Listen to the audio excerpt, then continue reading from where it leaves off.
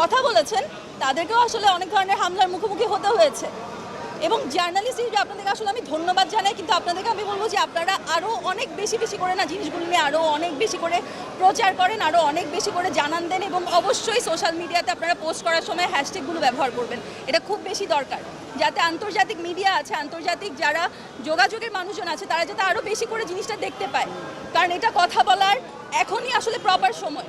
আমরা একটা গণতান্ত্রিক দেশ, গণতন্ত্র আমাদের অধিকার, for the people, by the people, of the people. পিপলের এখানে কোনো পাওয়ার নাই। পিপল ওই আম জনতা বলি না, আমরা আমের মতো হয়ে গেছি আসলে। তা আমরা আমাদের অধিকার সম্পর্কে জানতে চাই, আমরা আমাদের অধিকার সম্পর্কে আরও সচেতন হতে চাই, এবং সচেতন আমরা হচ্ছি দেখে আমরা কথা বলছি।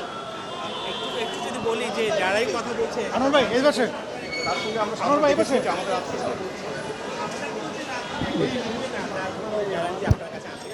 না, ওই গ্যারেন্টি ওয়ারেন্টি নিয়ে তো আসলে আমি তো এখন চলার সময় যে রাস্তায় মারা যাবো না, এটারও তো বাংলাদেশে কোনো গ্যারেন্টি নেই, তাই না? কিন্তু মূল কথা হচ্ছে কি, যে রাজনৈতিক পরিচয় যে দেওয়া হচ্ছে এখন, তার মানে আমি কথা বলতে পারবো না। আর আমি কোনো রাজনৈতিক দলের হলে তখনই কথা বলতে পারবো। ব্যাপারটা কি এমন? ফ্রিডম অফ স্পিচ লিখলাম তো, গণতন্ত্রের 6টা যে মেইন শাখা আছে, 6টা যে মেইন পিলার, তার মধ্যে একটা হচ্ছে বাক স্বাধীনতা। আমি কথা বলবো, হক কথা বলবো, ন্যায়ের জন্য কথা বলবো। আমার আশেপাশে যখন ভুল হবে আমার কথা বলতে হবে, এটা আমার রাইট, এবং আমার এই রাইটকে লঙ্ঘন করার রাইট দেশের নাই। সভেরেনিটি ওই কারণে না, সার্বভৌমত্ব মানে এটা না যে ওরা আমার রাইটকে কোনোভাবে লঙ্ঘন করবে। That's it. মৃত্যুর সংখ্যা নিয়েও একটা প্রশ্ন আছে, আপনারা এটা নিয়ে কি বলবেন? শিল্পী হিসেবে বা নাগরিক হিসেবে এটা মোটো অ্যাকসেপ্টেড না, আমি এটাকে অ্যাকসেপ্ট করি না। কারণ একটা স্টুডেন্ট, একটা জেনারেশন, আসলে ওই জেনারেশনটাকে আমার নার্চার করতে হবে, কারণ ও পরবর্তী দেশ চালাবে, ও পরবর্তী লেগেসি মেনটেন করবে। সো এতগুলো মেধাকে এইভাবে আসলে এই মৃত্যুর জায়গায় পৌঁছে যাওয়া, বা এত রক্ত, এত ক্ষত, এইটা আসলে আমি মেনে নিতে পারিনি, আমি মেনে নিতে পারছিও না একজন সাধারণ নাগরিক হিসেবে। এবং যে দাবিটা, সেই দাবিটা শুরুতে যদি কিছুটা আলাপ আলোচনার মধ্যে সমাধান করা যেত, হয়তো বা এত গুম বা এত ধরপাকড়া বা এত মানুষ মরে যাওয়াটা হতো না। ওই জায়গা থেকেও এক রকমের মনে মনে একটা ক্ষত আছে আমার, যার কারণে এখানে আসা যে প্লিজ এটা এখানেই বন্ধ করে। আর এত জেনোসাইড আমি চাই না, এটা জেনোসাইডের সরাসরি সবাই দেখতে পাচ্ছে। যে অস্বীকার করবে, যে ভুল বলবে, আমি মনে করবো এটা তার নির্বুদ্ধিতা। তো আমি এটাকে একদমই অ্যাকসেপ্ট করি। আপনি অবশ্যই একজন সাধারণ নাগরিক হিসেবে যদি বলি, তাহলে আপনি এই মুহূর্তে কী ধরনের পদক্ষেপ আপনার জায়গা থেকে নিতে চান, এবং এই মুহূর্তে আসলে এই আন্দোলনের সমাধানটা কোথায় দেখছেন এবং কীভাবে চাচ্ছেন?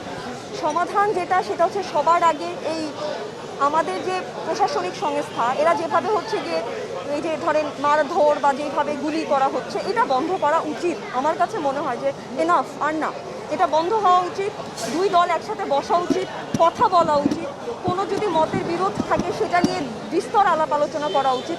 কোনো রকমের কোনো সমাধান না করে আচমকা কাউকে তুলে নিয়ে যাওয়া বা আবার পরবর্তীতে সেটাকে অন্যরকম একটা ঘটনা শোনা, মানে আমরা কিন্তু শিওর হতে পারছি না যে আন্দোলনের গতিবিধি কোন দিকে, খুবই বিক্ষিপ্ত লাগছে। সো এইটা আসলে এক সরল রেখায় আসা উচিত আমার কাছে মনে হয়। দ্বিতীয় যেটা আমার কাছে মনে হয় সেটা হচ্ছে গিয়ে যে যতগুলো বিক্ষিপ্ত লুপহোল তৈরি হয়েছে সেগুলো নিয়ে আলাপ আলোচনা করা উচিত। প্রশাসন আছে, আইন ব্যবস্থা আছে, সেটা সঠিক ব্যবহার হওয়া উচিত। এই মিসইউজটা আসলে মেনে নেওয়া যায় না, আমি মেনে নিতে চাইও না। আপনাদের কি আর পরবর্তী পদক্ষেপ আছে কিনা? অবশ্যই আছে, যেহেতু আমরা সবাই মানে আপনারা জানেন কি না আমি জানি না, যেহেতু ইলেকট্রনিক মিডিয়া বন্ধ হয়ে গিয়েছিল, অনেকেই বিক্ষিপ্তভাবে অনেক আর্টিস্টরা যার যার জায়গা থেকে চেষ্টা করেছে এই আন্দোলনকে সমর্থন করার। এখন আবার সবাই একত্রিত হয়েছে, কমিউনিকেশনটা আবার আগের মতো হয়েছে। এর পরবর্তী স্টেপ নিশ্চয়ই আছে। যেহেতু আজকে এখানে দাঁড়িয়েছি, তার মানে আমি এই জেনোসাইডকে সমর্থন করি না সেটা জানানোর জন্যই এখানে দাঁড়ানো। এখানে আর কোনো প্রশ্ন বা উত্তরের কিছু নেই। আমি চাই এটা সহজ সমাধান। That's it. Thank you. আজকে দেখতে পাচ্ছি না রাজপথে নামলেন কেন? আমরা আজকে এখানে এসেছি কারণ আমার মনে হয় যে কোনো যৌক্তিক, বিবেকবান, মননশীল মানুষেরই এই যে এত ছাত্র হত্যা হলো এবং ছাত্রদের উপর নিপীড়ন হলো, সেটা মেনে নেওয়াটা খুব কঠিন। আমার মনে হয় যে কোনো মানুষের জন্য এটা মেনে নেওয়াটা কঠিন। এটা যেন সুষ্ঠু বিচার হয়, সেইটুকু প্রতিবাদ, সেইটুকু চাওয়া তো আমরা চাইতে পারি। আনন্দের সামনে আমি তো পরে আসছি, আমি একটু দিলে আমি একটুও পাইনি। আনন্দের সামনে একটু